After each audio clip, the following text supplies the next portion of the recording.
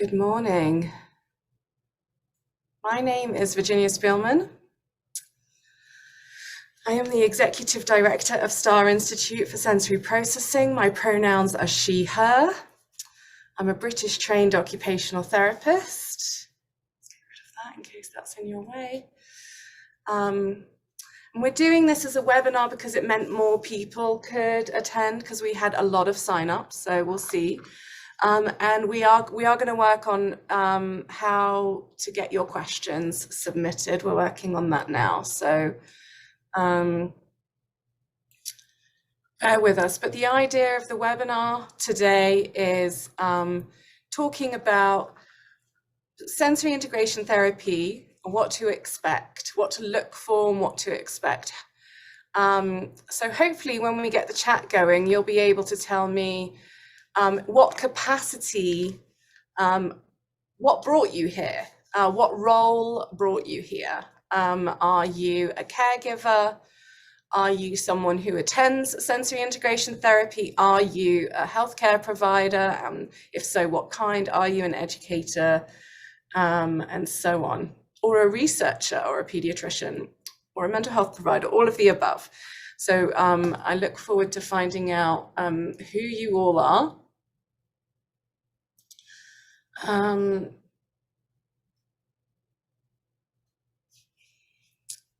Okay.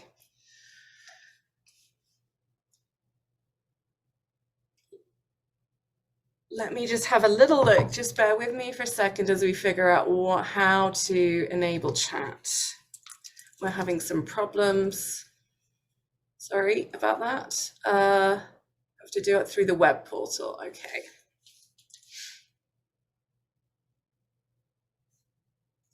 Apologies all.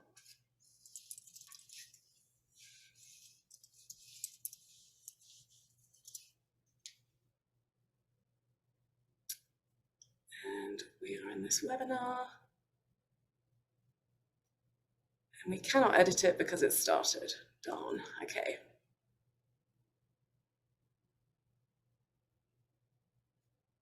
All right, I'm going to let the team see if they can work on that. All right. Okay, let's get going. So good morning from Colorado. I know there are people here from all around the world. We will be sending this PowerPoint out after the webinar's finished. I know that will be one of your questions. And what we're talking about today is we're talking about sensory integration therapy as conceptualized by Dr. A. Jean Ayres. Dr. Ayres was an occupational therapist and, first and foremost, really, as well as a neuroscientist and a psychologist. And she did seminal work on understanding that learning differences, learning disorders, as she wrote in 1972, might not always be about the cognitive capability of the child, and that there are body-based differences that contribute to difficulties with academics and school participation. And so this was actually very revolutionary at the time, and something that really changed the lives of the children she was working with. And as her work became more and more recognized and well-known and evidence-based and researched, it has benefited, millions around the world. And it continues to. What we're talking about today is this specific type of sensory integration. And we're going to go into some of the definitions now to really try and help make sure that we've got clarity on what we're talking about. First of all, I want to note that as sensory integration is, the question is always, is it evidence-based or is it a proto-science? It is evidence-based. It has been recognized. And I meant to drop that in here and obviously completely failed to do so. it recently been recognized in a couple of different ways. I'll drop those in. One of them was there was a review on treatments for autism, and they stated that that there is sufficient evidence based on randomized controlled trials that Ayres sensory integration is evidence-based practice within a certain age band, and they listed what outcomes we can expect based on that research. So I'll drop that in later. I have obviously surprised myself with this slide. So we'll get that in there. And there's emerging evidence, but really the evidence is for the autistic population in the use of Ayres sensory integration. Now, what happens with terminology? There's a lot of overlap. There's a lot of jargon, and then there's misuse of jargon. So let's just be really clear. When we talk about sensory integration or sensory integration and processing, which is recommended by AOTA, or sensory processing, some people call it that as well, and I will probably move between those three terms. We're talking about the mechanisms, the neurophysiological mechanisms that underlie every living organism's ability to make use of what they sense, to notice, to process, to interpret, and make use of sensation in order to respond. So sensory integration is something everyone does, everything does, even plants have sensory systems. And like any part of function,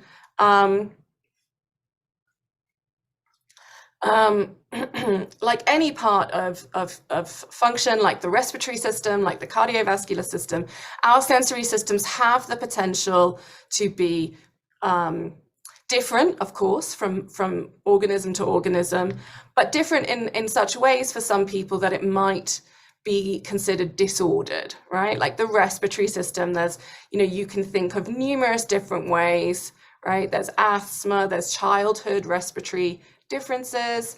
People have differences in lung volume, right? It's really just that sort of simple. Sensory integration is a fact of life. And when we talk about sensory integration, we're talking about those processes and those systems in the nervous system, distributed across the body and in the brain, that help us make use of sensation.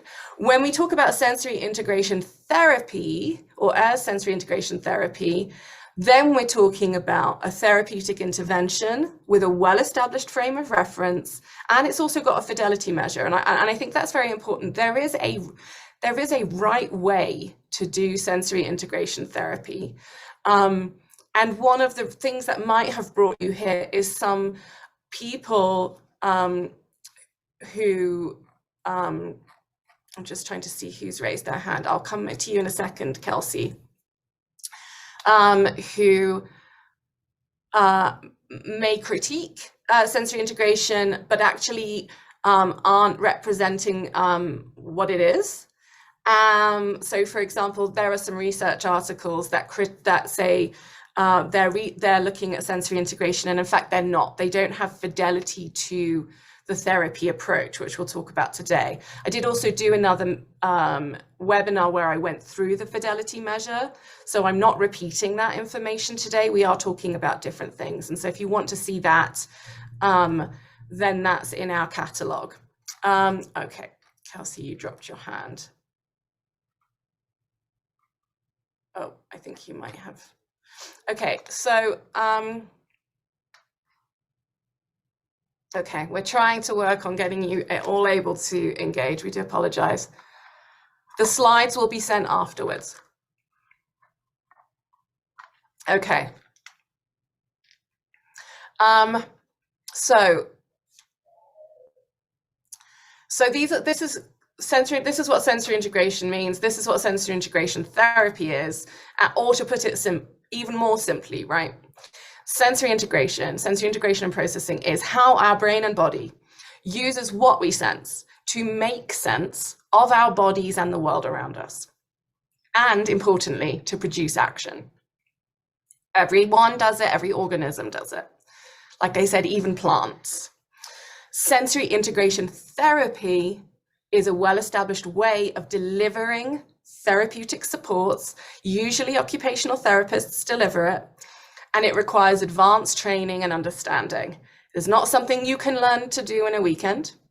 And unfortunately, it is a post-professional training, which means, which is pros and cons, right? But it is not something you can learn to deliver without having a professional degree of some kind first.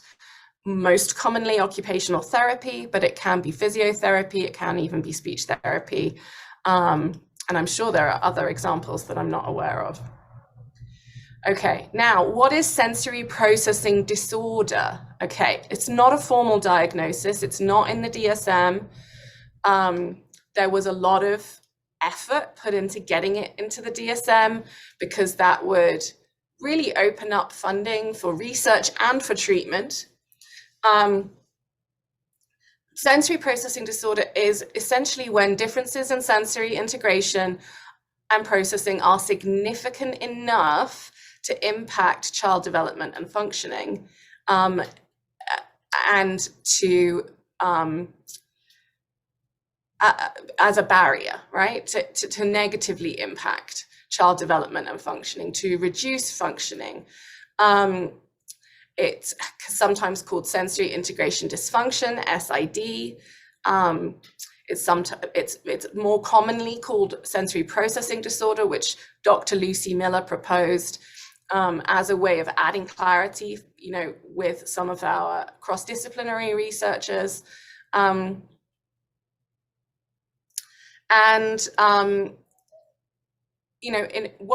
Basically the idea is that at some place in this nervous system level, body and brain process of integrating and responding to sensory signals and producing sensory motor outcomes, that there is something going awry, or there is a disorder or a difficulty, right, with SPD, that interferes with an individual's ability to flourish, to function, and participate consistently in their daily environments. So SPD, it's sort of an umbrella term for a lot of different differences, which we're going to talk about as well, which can lead to vulnerabilities or difficulties in certain contexts. So we're going to talk a little bit about that as well, and how a lot of times it is the context or the environment that contributes to the disorder, but we're only going to touch on that slightly. There's much more information about that in other webinars and materials from Star Institute. So I'd love to know what other definitions you think you might need today. We have this resources page on our website, which I absolutely should give you the link in the chat. And there is a download there, a PDF of called Sensory Integration and Processing Jargon Guide, which you can download. And that should really, hopefully it's quite comprehensive. It should provide you with a lot of answers. And again, you will get this handout, you'll get this PowerPoint and the recording link after the webinar. Okay, those of you that want to ask questions in the chat, you do need to accept your invitation to be a panelist, so that you can engage in chat, ask questions that way, and so on. I see a number of you have. About half of you have, and half of you have not yet. Don't worry, we're not going to put your video on the screen or anything. Okay.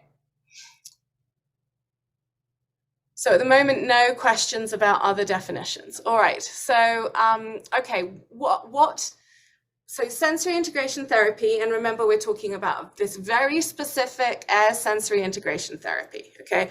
We're talking about therapy that is play-based. We're talking about therapy that is complex and dynamic. It changes according to the needs of the child at that moment.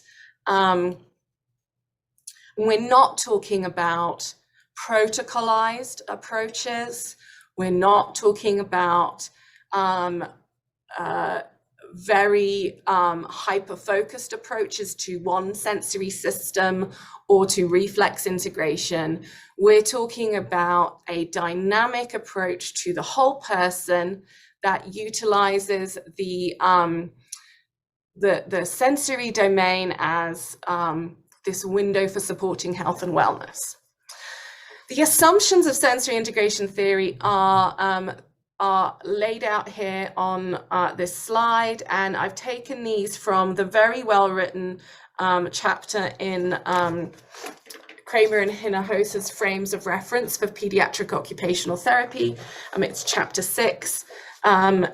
The assumptions are that learning is a function of the brain that depends on sensory information. Now, that might sound simple to you, or I don't know, maybe it doesn't, maybe it sounds obscure.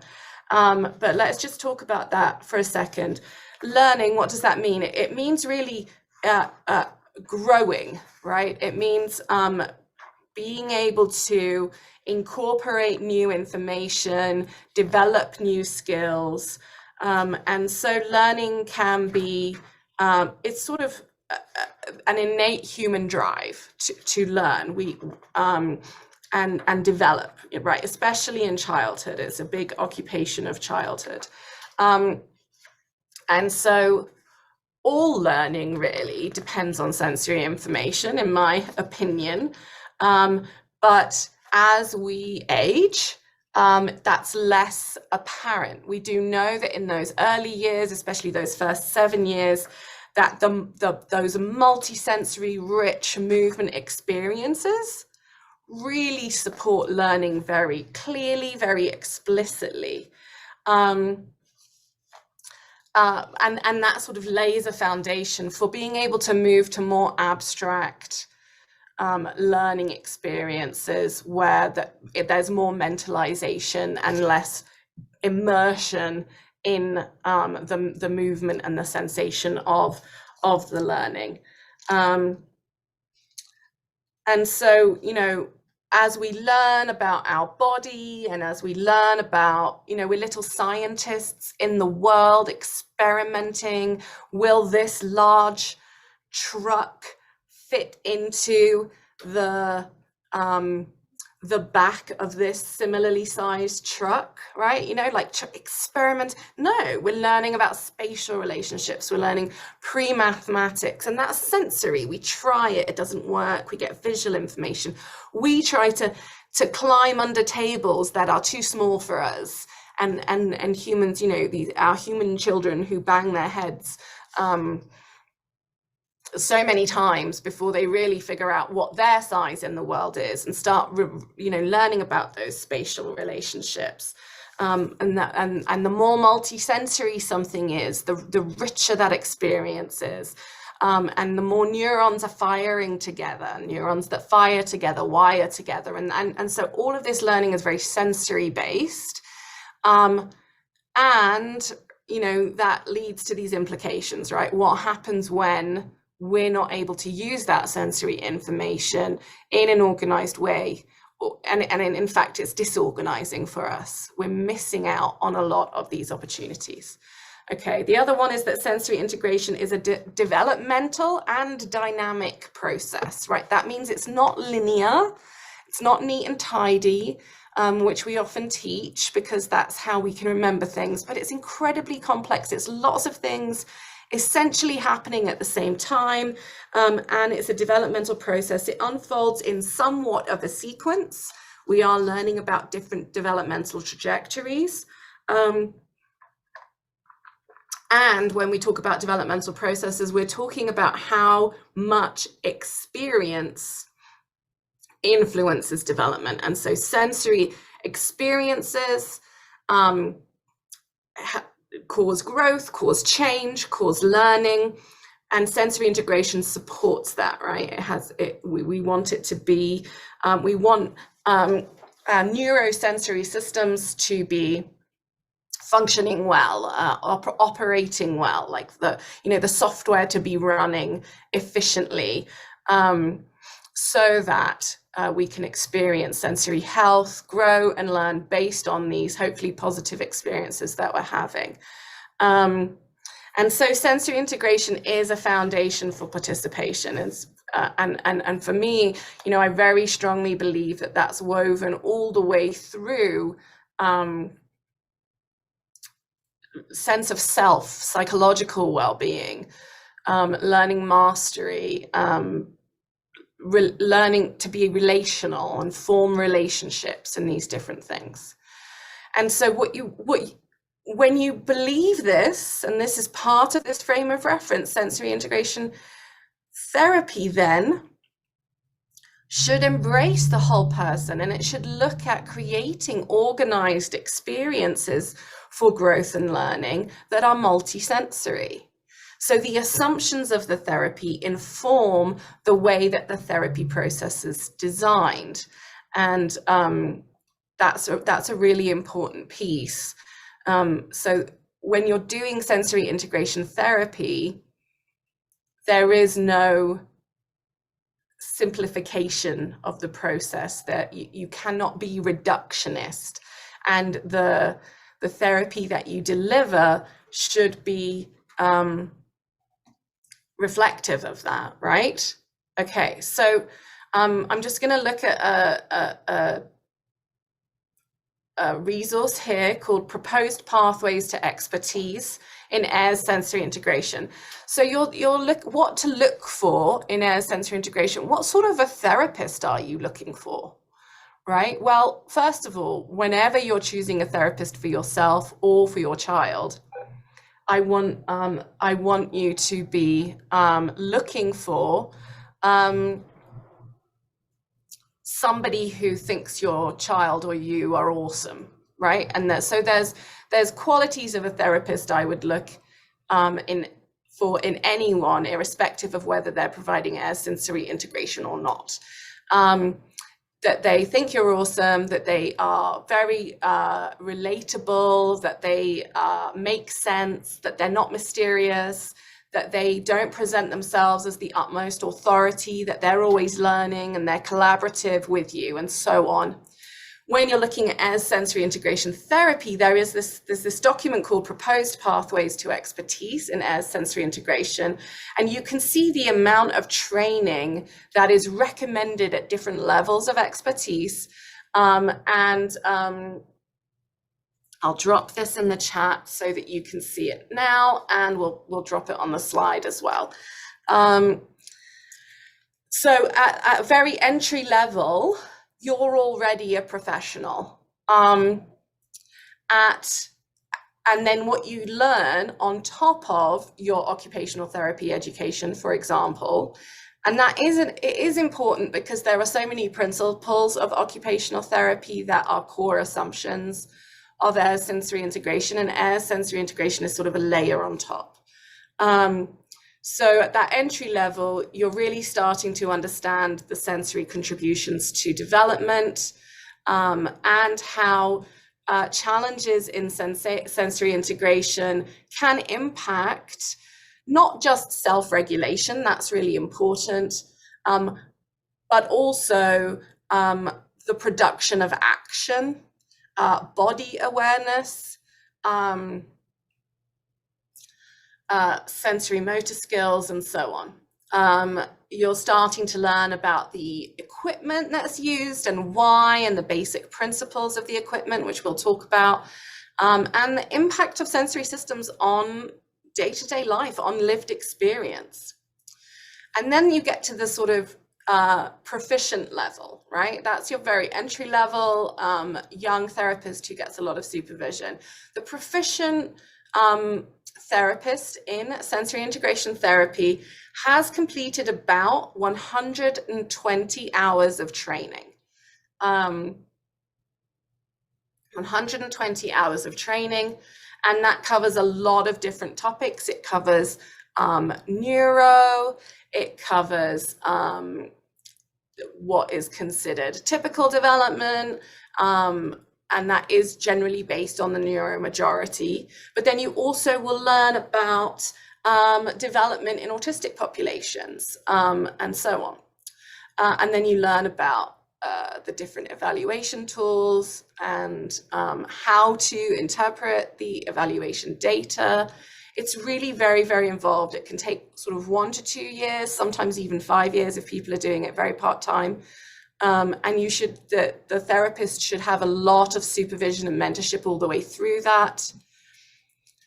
And so, for those of us who are sort of looking at what a sensory integration therapist should, the qualities that they should bring, you really want someone who's engaged with that process, that learning process, and is really applying it to how they view humans, rather than someone who's gone through the process to get the certificate.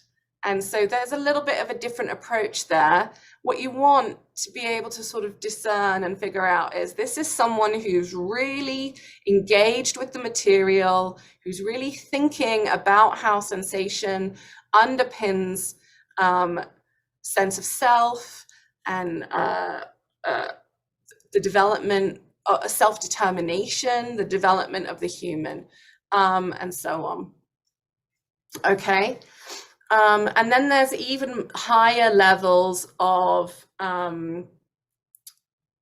training, advanced levels of training, which really we, would love to see everyone able to do, but do take a certain amount of privilege at the moment, something that needs to be addressed. But there are even advanced levels beyond that proficient certified level. And and I've talked about this in other webinars, there are different groups who provide that high level of training. So there's the Collaborative for Leadership in Air Sensory Integration, the CLASI group, there's the Spiral Foundation, there is USC, there is, I think Pediatric Therapy Network probably still does some, and then Star Institute provides training that really emphasizes, has fidelity to air sensory integration, and emphasizes the regulation and relationship parts, and so sort of has a bias towards the art of therapy, and therapeutic use of self as you apply your sensory integration clinical reasoning. I think that's fair to say. I might get a quick message saying, oh, you forgot to say this. So we'll see what comes through. Okay, so that's, this is what we're looking for in the training of the therapist. And then, so what does the process look like? Well, the process should always start with a comprehensive evaluation. We just want to go on the record and say that that you can't skip this step. And an evaluation should really culminate in a well-written evaluation report. Now, those can take some time to put together, I should know, but they should be well-written, easy to understand, and it should be very clear what data has been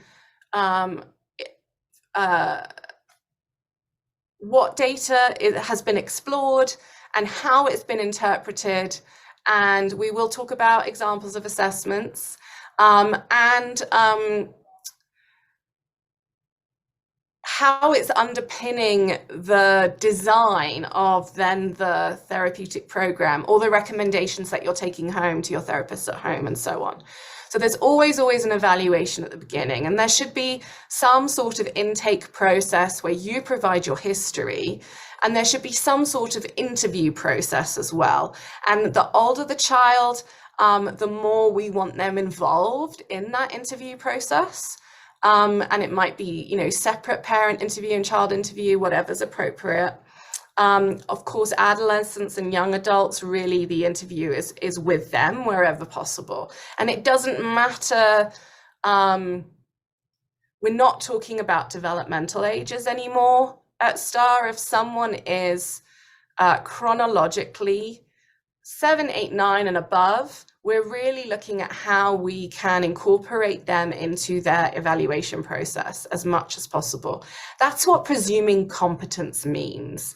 It's not a sweet sort of idea of believing that someone is doesn't need to be institutionalized or is capable of change. Presuming competence really is about treating someone respectfully, based on their chronological age and so on, and their preferences, honoring their consent and involving them in any kind of process that involves their well-being so that they can be a self-determining individual. They can experience mastery, agency, autonomy.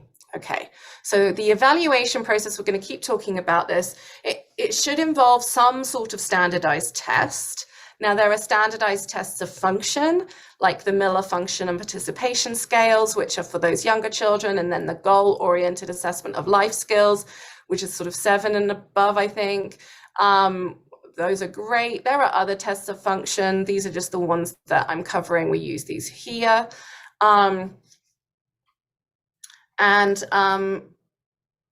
What we've also got then is, so we've got tests of function, which are sort of, some people might call top down, where we're looking at,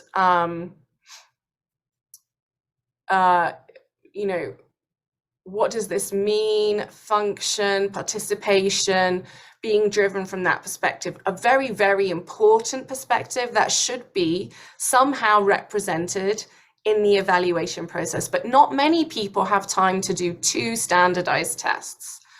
So this might be more something that you explore that's ascertained through the interview process, for example, and questionnaires that are sent home. And then you've got standardized tests that are sensory integration specific, and these are probably just some of them. I'm sure I must have missed some. There are some in development as well that I'll talk about in a second. But the structured observations of sensory integration motor, the SOCI-M, is a great new evaluation. We use it here. You can do it quite quickly. It provides you with nice data, and it goes alongside the clinical observations of proprioception. They've updated that somewhat, and now they go together. Then there's the sensory integration and praxis tests. So a lot of people who have the certification and got their certification beyond earlier than about 3 years ago, this was the test we were all trained in very comprehensively, and it's an excellent test. Such brilliant design and information that you get, but as you can see, it hasn't got recent norms. So that date in brackets there, 1989, means that that's when it was standardized. And so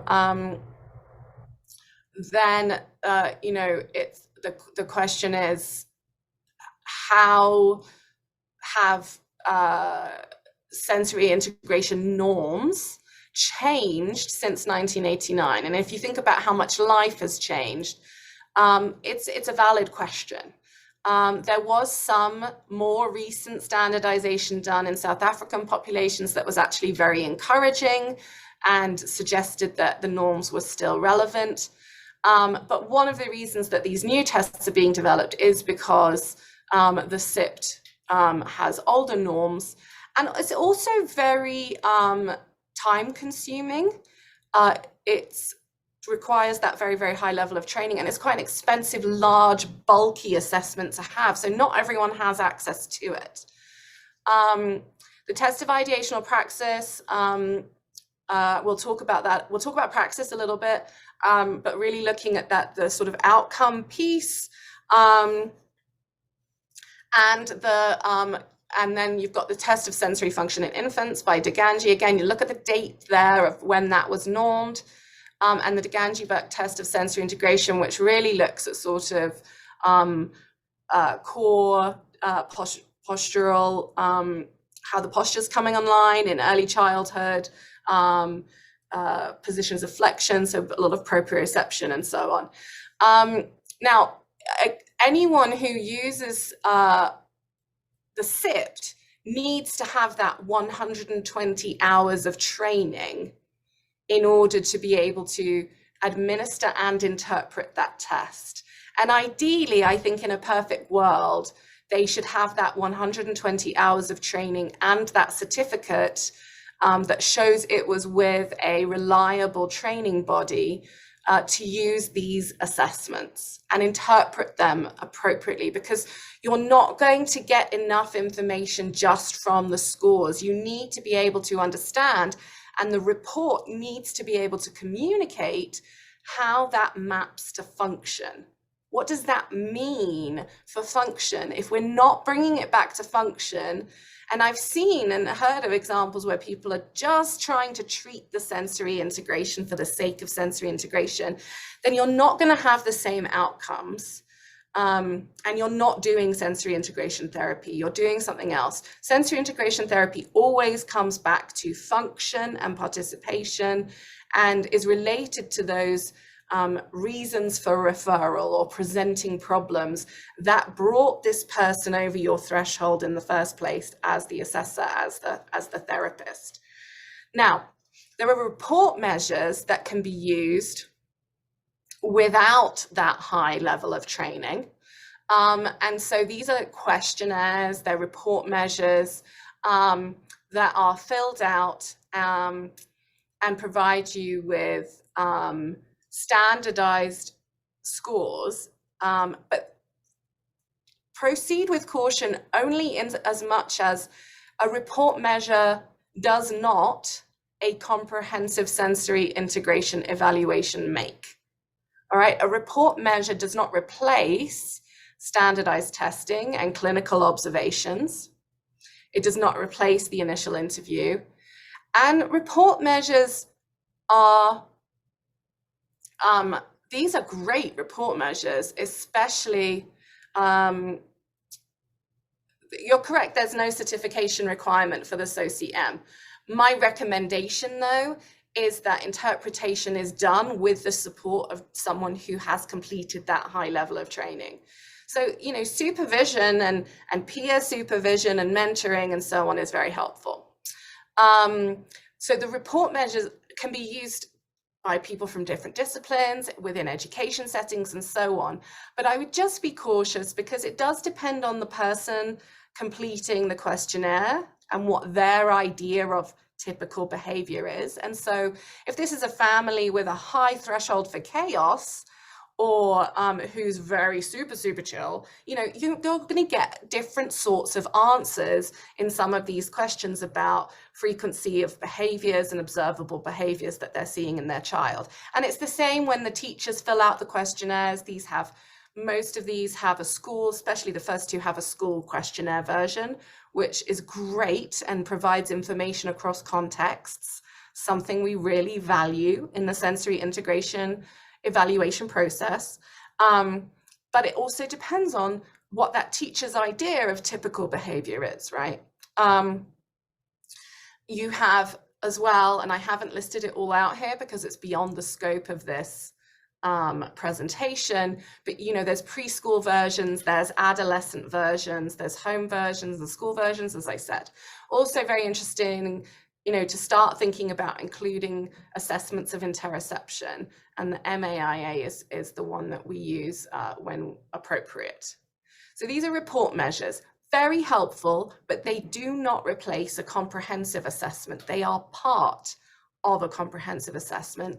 Or if you're not an OT, you're an educator or whatever, they can be a really good screening tool that tells you when to refer on to someone who has that 120 hours of training, has that certificate, and is proficient in interpretation of this information.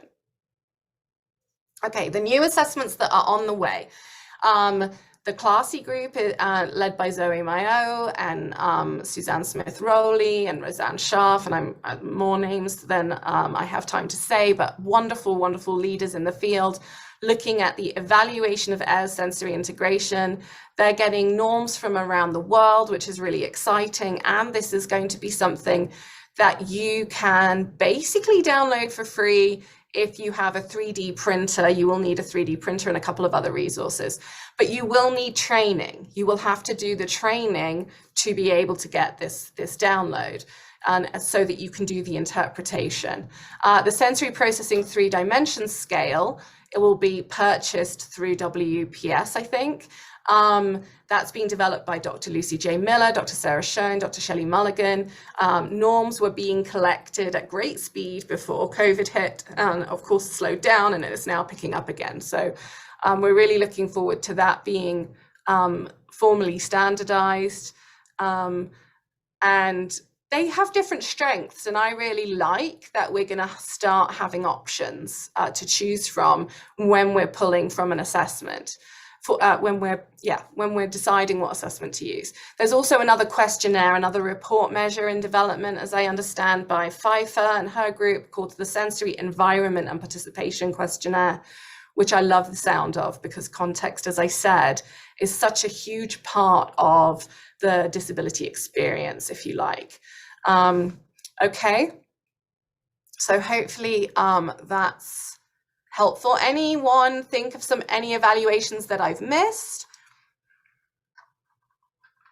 I mean, I will say that when we think about other evaluations, if you don't have that high level of sensory integration training, and maybe you're using the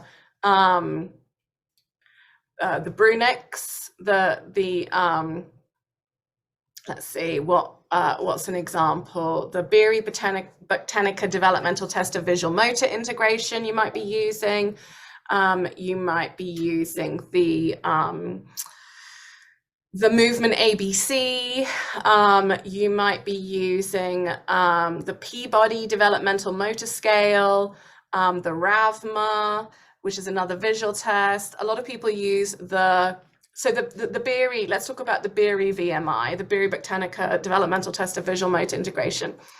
That's going to give you good information about some aspects of how the visual system is supporting function, and how the visual system is supporting upper limb fine motor function in relation to producing marks on paper. A lot of people use the Beery VMI though now, way beyond OT. And so if you're, thinking of what visual tests can I use that's going to give me good information about how sensory integration is contributing, I might look beyond the Beery and go more towards some of these other, and especially maybe the motor-free visual perception test, and the RAVMA, like I said, and so on, and then combine that with the Brunix Ozoretsky test of motor proficiency, and then start looking at how these map to our understanding of the sensory systems and how they support function. And I would go to Ayres model. I would look at Bundy and Lane's model of sensory integration and processing differences and how they impact function and participation. And that's a really good point. So I talked about parent interview at the beginning being part of this. I really like taking a very, very detailed sensory history. And I really like talking about a typical day from a very sensory perspective, from morning through to night. You get so much information as part of a comprehensive evaluation, so not instead of. Of course, there are some children you cannot do a standardized evaluation with, and that itself is information. And then you're really relying on the other part of the testing process, which is your skilled clinical observations and your observations of what the child prefers and gravitates towards in free play, and in free play in different settings. So tactile play, suspended play, dynamic play, gross motor play, whole body play. Do they have a repertoire of play? Where are they at in their play development? What is their, and then you're making observations of how they move as well. So their play preferences tell you a lot, and how they move and engage with those play preferences also tell you a lot. You've got their alignment, how they're breathing, their posture, their weight shifting, their co-contractions, their bilateral coordination. You can make observations about all of these things, how they move their head, how they use their eyes, how they respond to movement, whether they seem to get overwhelmed very quickly, their state of regulation. There's so much, and I'm not training in how to do SI today. I'm talking about what to look for, what to expect when you engage with SI therapy. So lots of things to look for. Again, with the STAR frame of reference, which has fidelity to Ayres sensory integration, there's also an incorporation there of some of those more interpersonal pieces, and how functional emotional development, as conceptualized by Greenspan, might be that interplay with sensory integration, neurosensory development or differences. But for Ayres sensory integration, you're really looking at, and especially focusing on the proprioceptive, tactile, and vestibular systems. Okay, and then, like I said, there should be a report that contains the standardized scores and explains what they mean. You shouldn't have to hire a translator unless, obviously, it is written in a second language. And there should be very clear connections to function. So it should be detailed, and we'll talk about that in just a second. And it should be clear, really. So, and actually, I talk about the 4 C's of goal setting. There are the 4 C's of, they apply to this as well. So let me just jump ahead to that. So the report should be clear, well communicated, and it should be it should be a good document. It should be, some people will say, I'll do the eval, but I won't do a report. And some parents will request that, and that's not best practice. You really need it well documented, and because you're going to be able to come back to that later. And the work of documenting your evaluation supports the clinical reasoning process. So we really prefer providers not to skip that. Okay, and when we talk about it being detailed, we're talking about more than sensory over-responsivity. There are a couple of things we've seen. We've seen many reports that don't go beyond sensory over-responsive. So they see sensory differences, and that means to that provider or that evaluator sensory over-responsive. But there are lots of other contributing factors. There are lots of pieces to consider and rule out. It could be this or this, and then I'm going to go a bit deeper. It could be this or this. So something that looks like sensory over-responsivity, and this is covered really nicely in our mentorship 1. Really nicely, actually. I really appreciate how it's covered by the team. Looks like sensory over-responsivity, but differential diagnosis actually, oh my goodness, it's not sensory over-responsivity. It's a praxis challenge. And here we're going to talk about how to establish that, but we do that in our Mentorship 1 program.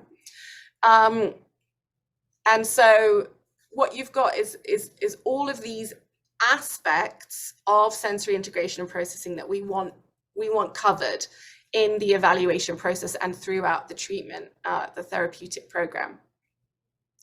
So there is, but these are sort of these are required. It's required if you've done that training that I keep talking about, that 120 hours plus, that you are able to consider all these different things, and they're different.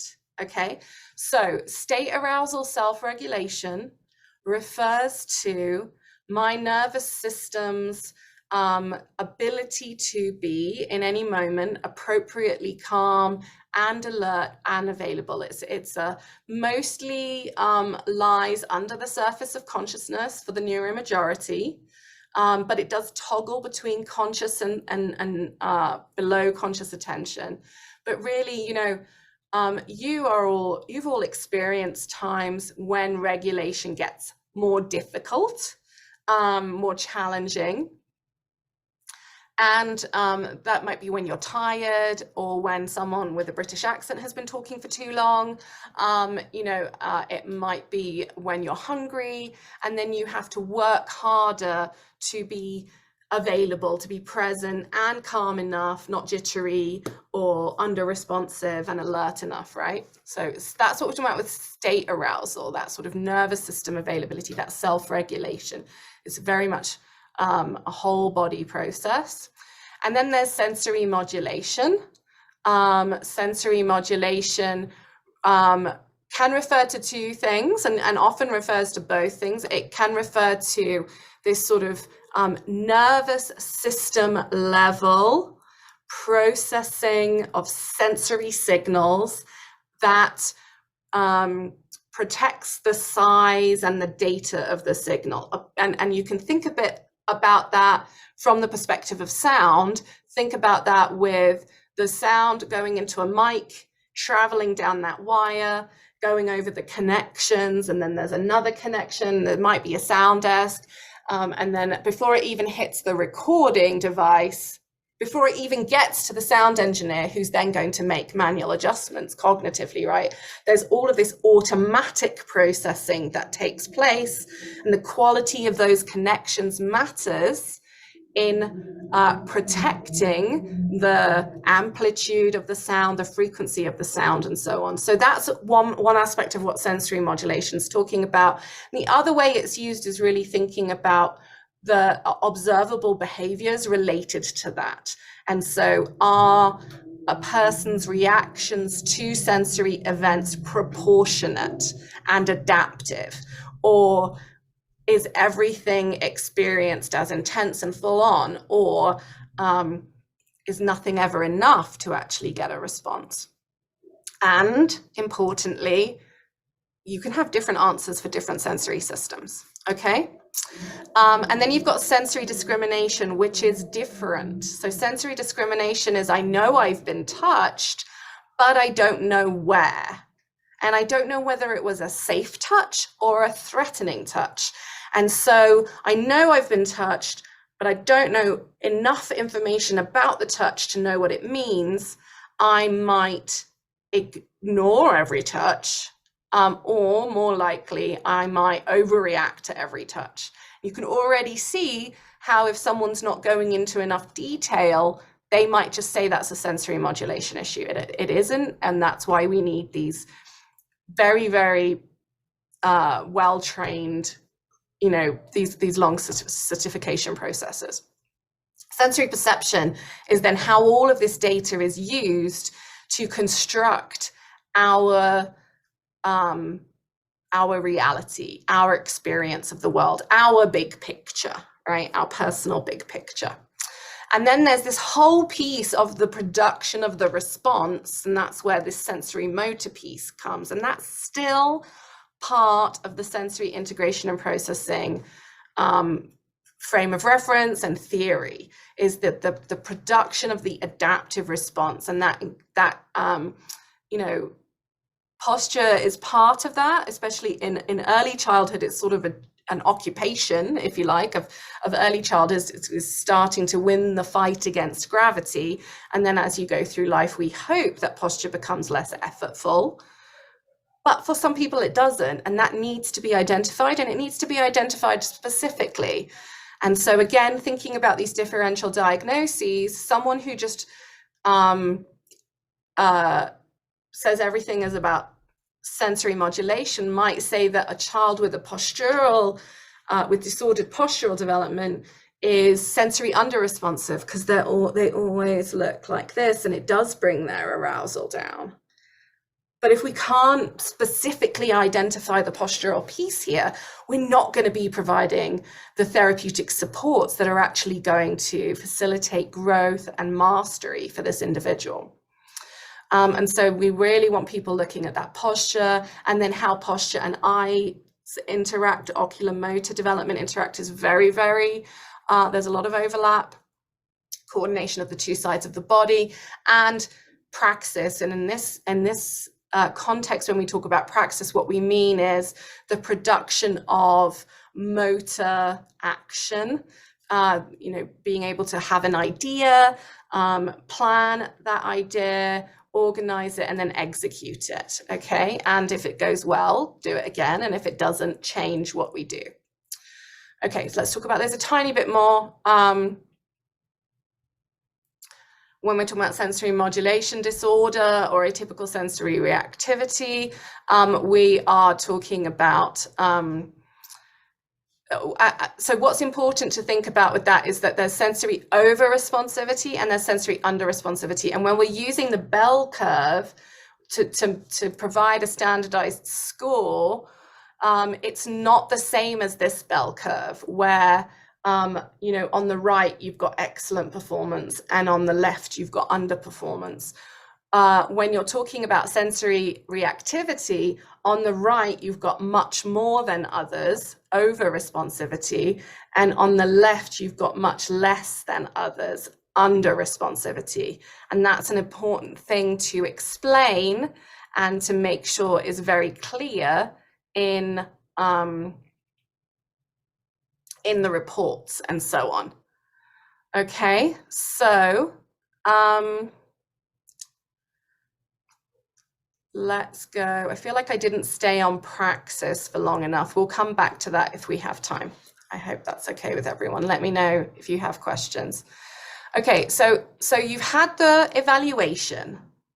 All right, your therapist has the appropriate credentials and demonstrates to you that they understand the value and importance of sensory integration for function over the lifespan. They've done an initial interview with you. They've reviewed your history. They've given you report measures, and they might give you the sensory profile measure, sensory processing measure, the SPM, and maybe an interoception questionnaire, and some other questionnaires, right? They might give you some behavioral and adaptive behavior questionnaires, or a more function-based questionnaire.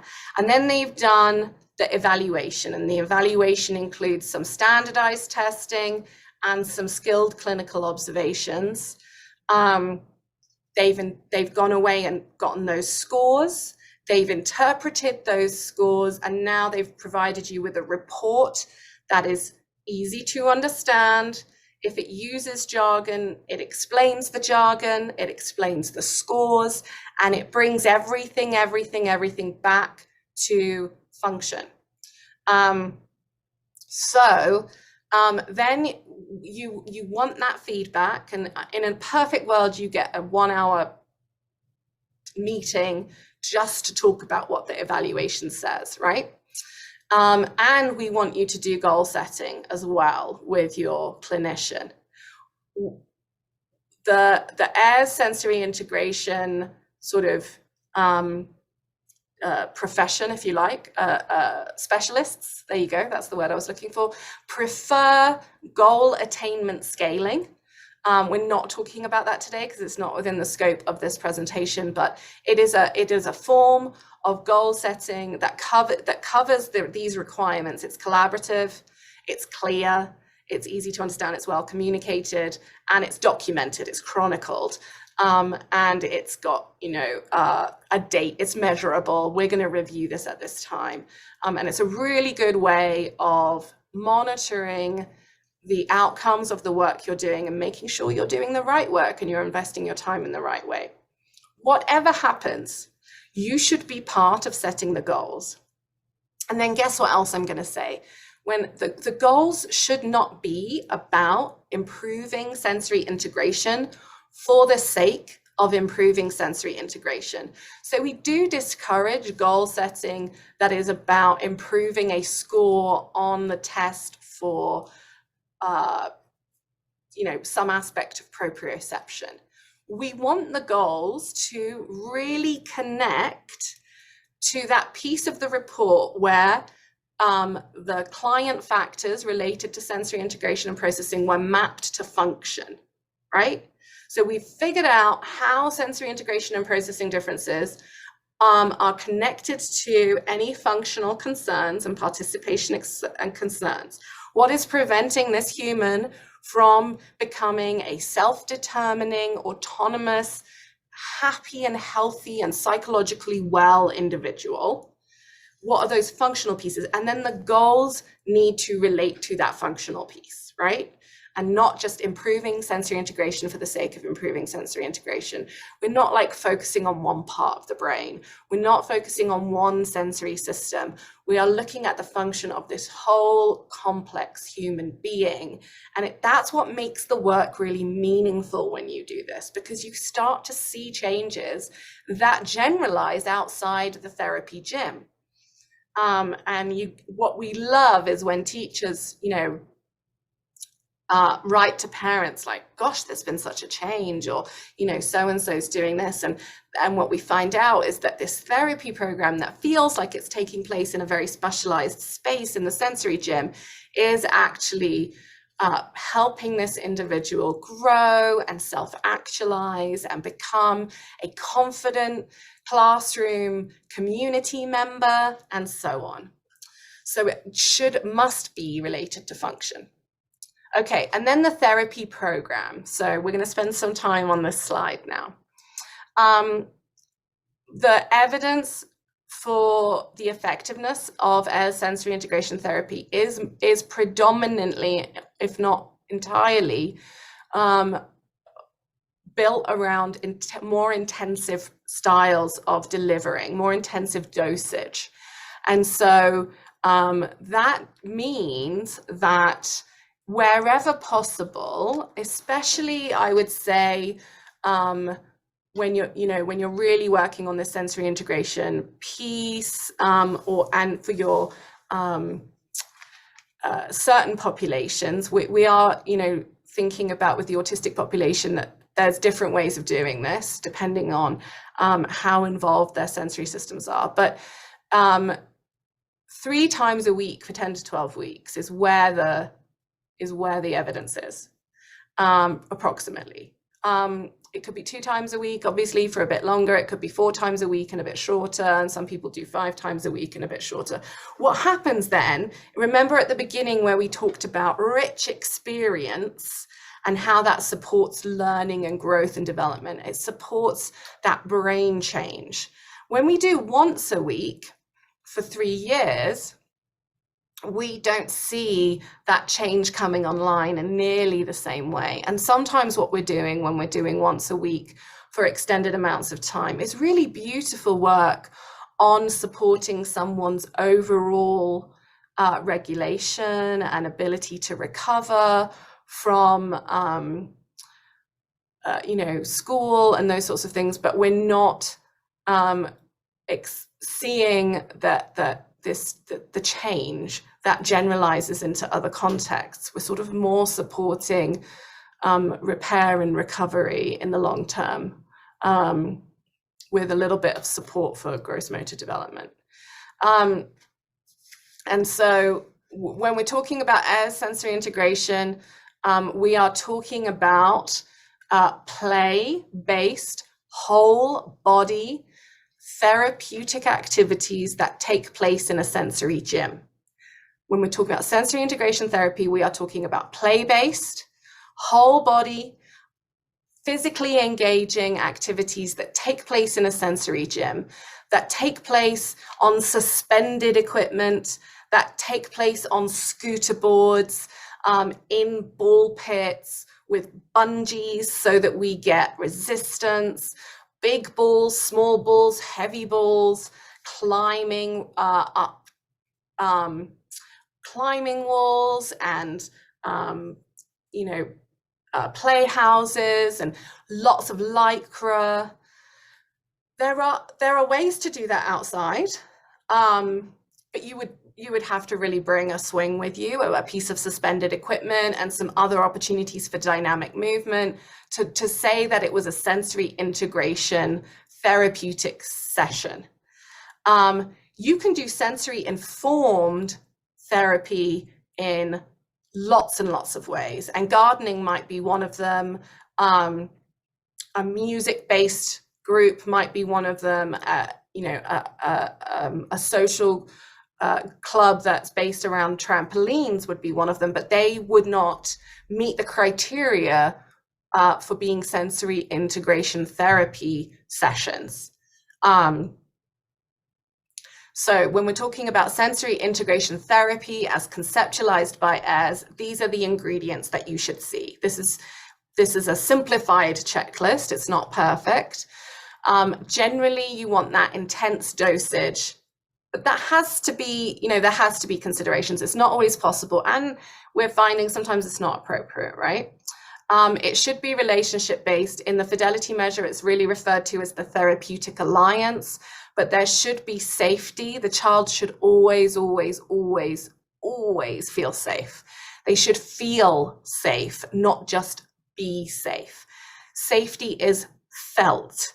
And so even if you as the adult, this is safe, you're perfectly fine, get on the swing, doesn't matter if the child's body does not feel safe, because their neurology and because of neuroception, they will be unavailable for learning, and in fact, really might be experiencing a micro trauma at your hands that would set them back. So we don't believe integration can happen and come online when someone does not feel safe. So when we talk about safety, we're talking about physical safety in the gym, that you've checked all your equipment and you check it every year, and there's mats down on the floor, etc., and that's part of that 120 hours training. And we're talking about felt safety. Very, very important. And that is why you always honor the consent of the child. If they say no, if they look scared, you are going to stop. You are going to honor that. You are going to listen. You are going to show them that they are an agent in this space. And then you are going to change the amount of challenge that you are inviting them to engage in. You are going to reduce the demands. And there's always trust between a sensory integration therapist and the clients they're supporting. The sensory gym is an interesting part of the conversation, because there is this growing perception that the sensory gym should be full of primary colors and very, very expensive equipment. And, we're equally guilty of that.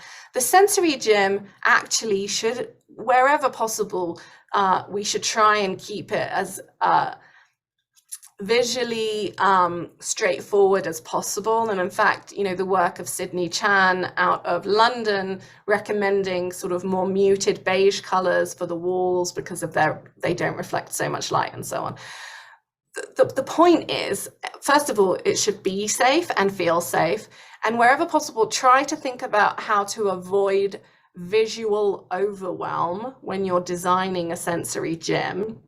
And I found lots of pictures online of very overwhelming gyms, but I decided not to use them because that felt very negative. So you can just imagine how full on a sensory gym can be. And people are now putting decals on the windows and the walls and, painting beautiful murals on top of all this equipment in every primary color, etc., right? So just think about a fun and inviting room for a child who is perhaps a little sensory over responsive, right? It's that sort of space that we want to design. And also, there are lots of ways to get safe and safety tested equipment that aren't at that very, very high end of the budget scale. So it doesn't have to be super, super expensive, but it does have to be safe. And you really need to have that tested by experts. In the sensory gym, there's suspended equipment, there's dynamic equipment, because we are prioritizing vestibular experiences, proprioceptive experiences, and tactile experiences. And then, of course, the visual system's all worked into that as well. So that's the gym.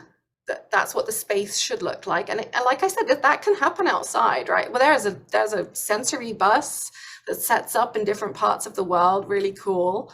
And then, it can happen. There are sensory gyms that you can put up and put down quite quickly in education settings and so on.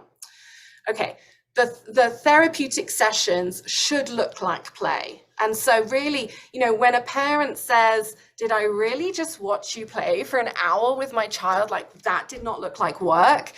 That's a ting, tick, ching, right? Like, we've done well. It should look like play.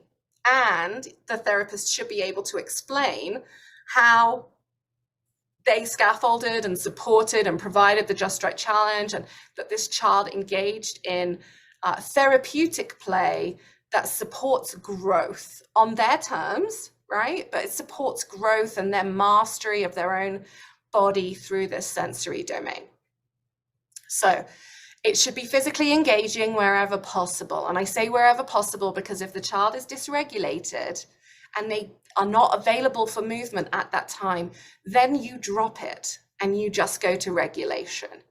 But physically engaging play is a major priority, right? This is not tabletop work. This is whole body work. And we really want to find that zone of proximal development for their body where they are experiencing something that really is kind of exciting and new. We don't always point this out to the child, right? Like sometimes it's that moment you might have heard me talk about before where the therapist and the parent exchange looks like, oh, I can't believe they're finally doing this. That's so cool. But you don't let them know because you don't want to interrupt the play. But Dr. Miller called it the Just Right success. Jean Eyre's original term is the Just Right challenge. You can think of it as that zone of proximal development, that place of growth where the demand is not too high and success is the main experience.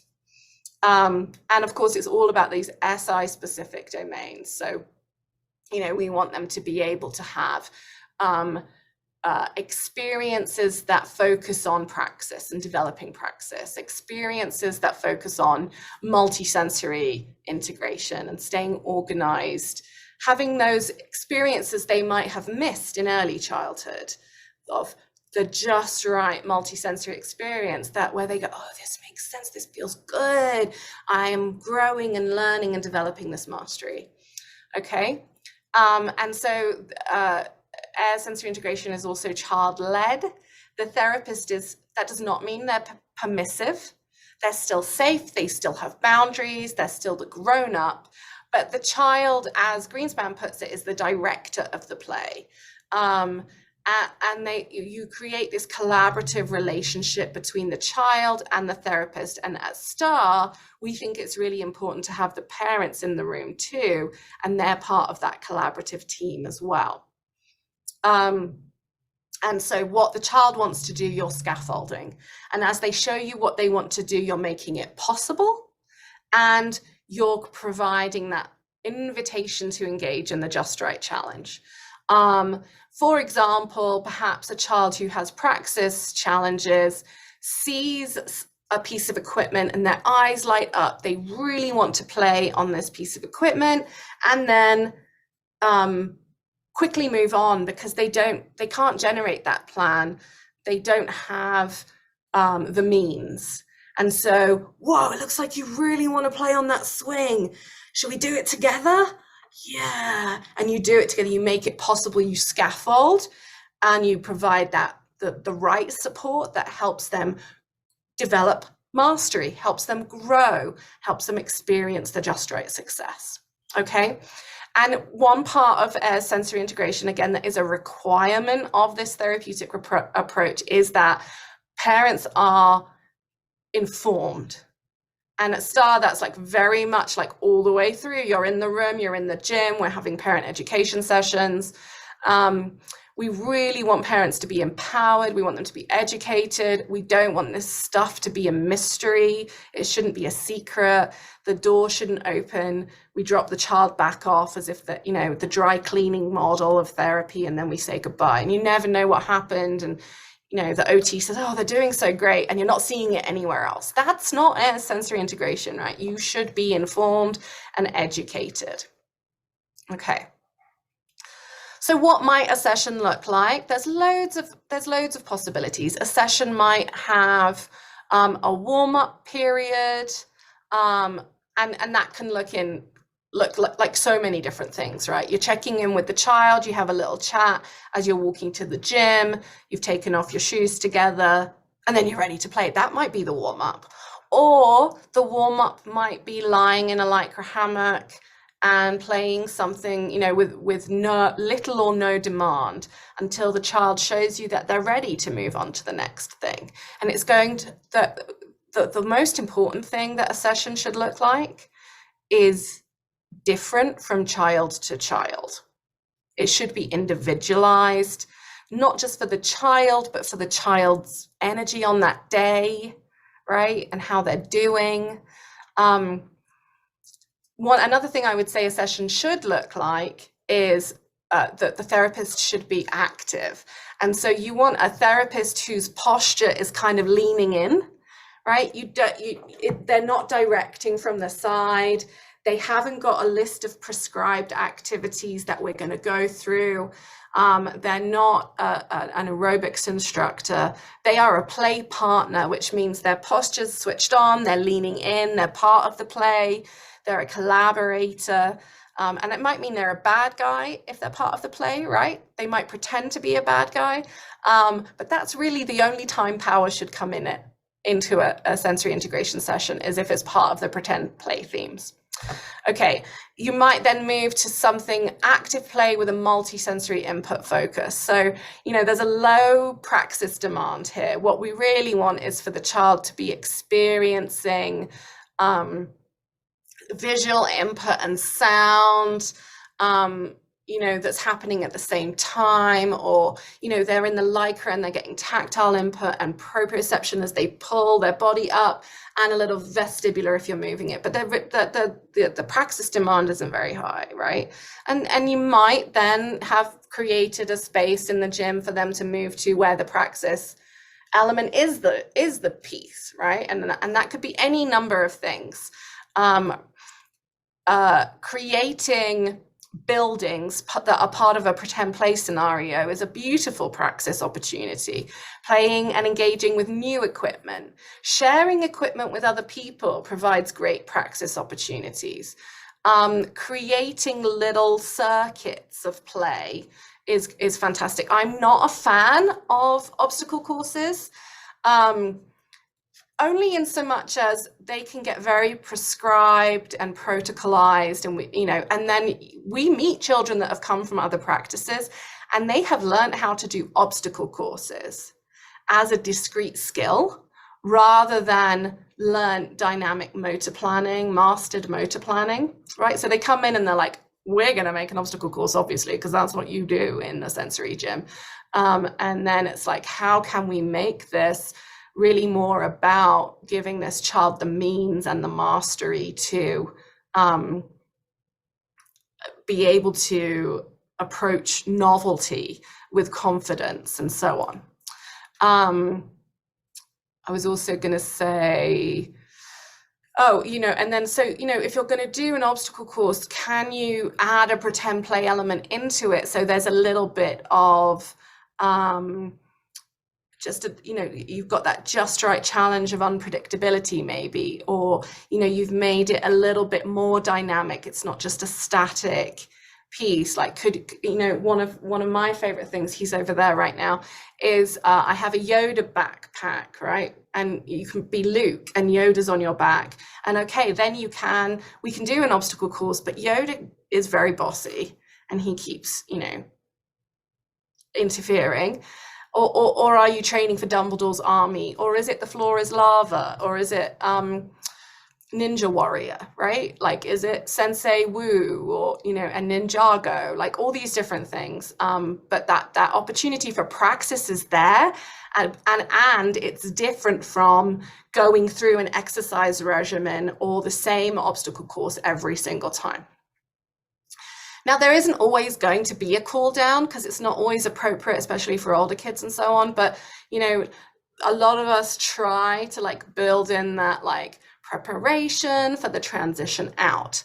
At STAR, we love using transition tools. So the cool down instead might be a ride back to the shoes, and then back to the waiting room and the exit, right? So we might give them a ride on, we might pull them on Lycra. There was, we used a Lycra tunnel, or we know we used a massive spring tunnel actually the other day to trap a crab. The child was a crab and needed to be captured. They were very dangerous, and then we escorted them outside, and it was brilliant and hilarious, and we had no problems with transitions. But we're sort of thinking about that structure as we go, right? So that's sort of what a session might look like.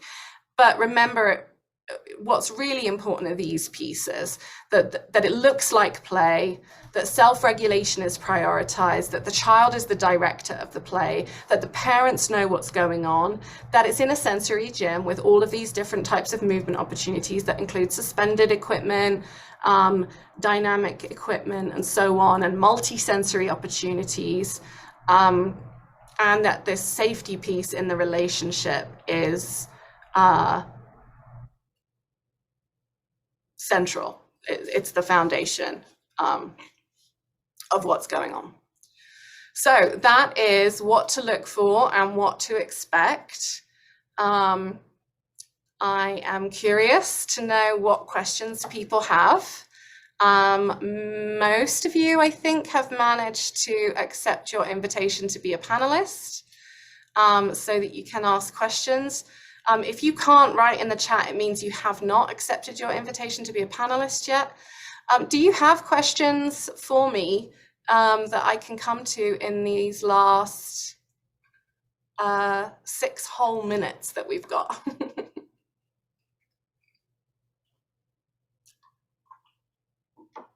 And if you want to raise your hand, I'm also happy to sort of give you the mic if you don't mind doing that.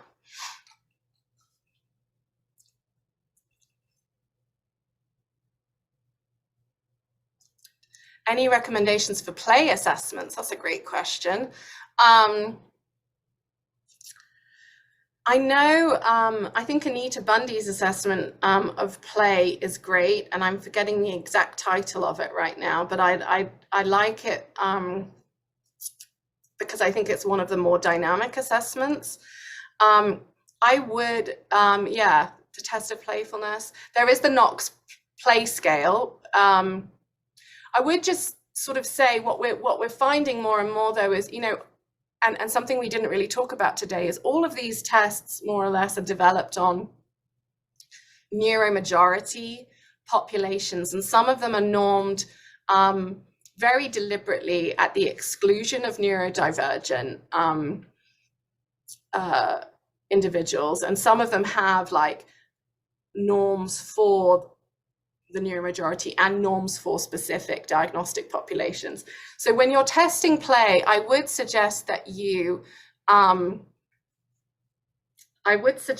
think about the fact that there's lots of different types of play, and there isn't really a right way to play, despite what we think. And so, you know, when we look at children who line up cars, and many of you have probably heard me say this before, there's this sort of, every child does it for a start, like every child systemizes at one stage or another, every child enjoys taxonomies, and a lot of us adults really like a good taxonomy and some systemization, right? Those of us that find putting away the Lego more fun than playing with the Lego, or, you know, can't help but sort the puzzles as we put them away.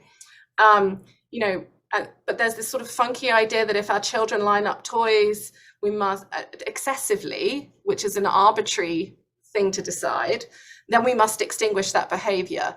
And I find that so hypocritical, frankly, because the very same parent who might be trying to stop their child from lining up cars might then go to a car show that weekend of vintage cars, or, you know, and what are we doing? We're looking at a really satisfying set of vehicles lined up quite nicely in some way or another. It's visually pleasing and we're enjoying this beautiful process. So, you know, my piece about assessing play is really proceed with caution, because what are you looking at? And is there a way to assess the child's ability to actualize their own play ideas rather than sort of judge the quality of their play necessarily? I think we need to rethink all of that. We do you know, adolescent assessments here and adult assessments here. We still try to use standardized assessments. We use report measures in the same way. We interview the adult, and then we might do sort of something more, rather than saying, okay, I'm going to observe your play, we would say, let's try some of the equipment in this adult gym and see what works for your body and what doesn't. And let's talk about your lifestyle and what you've shown us you prefer. Yeah, so, and then we do a lot of extended evaluations with our young adults and adults, where we're seeing them over the course of maybe 5 days as we work out what nourishes their body and helps their body feel organized, and what is disorganizing, and where we should then be looking at accommodations, and environmental changes and changes in expectation, rather than trying to change the brain and body of the individual. Thank you all so much. Thanks for bearing with the challenges with chat and stuff. We'll work that out. We'd love to get your feedback. If there's anything you think you would have liked to have seen more of, let us know on the Facebook page, or drop us an email. And it's always very helpful to share what's going on at STAR with your friends. We have got a symposium coming up in 3 weeks, which is I think it's 3 weeks, really exciting group of speakers, and then there's me, but it's going to be really, really great. So we'd love to see you in person for that if you're around in Denver, October 14th, or you can get a virtual ticket and watch it live. Either way, you get 45 days access to the recording, so you can watch them as many times as you want and wherever you want. Thank you so, so much. Great to see you.